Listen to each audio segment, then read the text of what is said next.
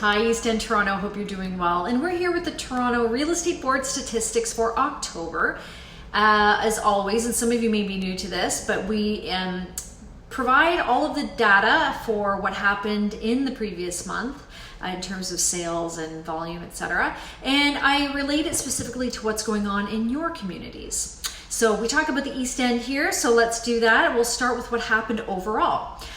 Great month in terms of price and sales. So we had a 25% increase in sales volume, and that is huge over this time last year. So lots of inventory moving through the system.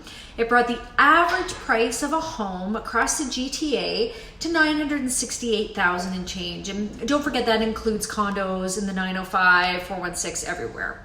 But that's an 11% increase over last year, so that's great. We're definitely seeing all the gains in the freehold market, specifically the detached market. And let's talk a little bit about your prices specifically. So if we start with EO1, we had an average semi of price of 1.18 million, and the average detached was up to 1.717 million. So that's actually a huge increase in terms of a detached. And I'll talk a bit more about that in a second. E2, which is the beach, average semi 1.19 and 1.9 for a detached. Now EO3, almost 1.1 million for a semi and 1.132 for a detached. So what's really interesting, I had to check and double check this, is that the semi-detached prices in all of these areas are down over last year. All under 5%, most hovering about 2 to 3%, but they're all down. The detached prices are way up. I think the average price last year in the beach and E2 was 1.3. So those have gone up dramatically. So big difference between whether you own a semi or whether you own a detached.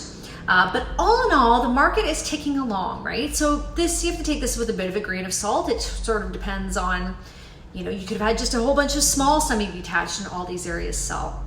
But we are seeing a large, increase in sales in detached. I think because of what's going on with the pandemic, people want more space. And particularly we see a lot of people moving to Durham and buying larger homes out there, potentially leaving the condo market and going out there.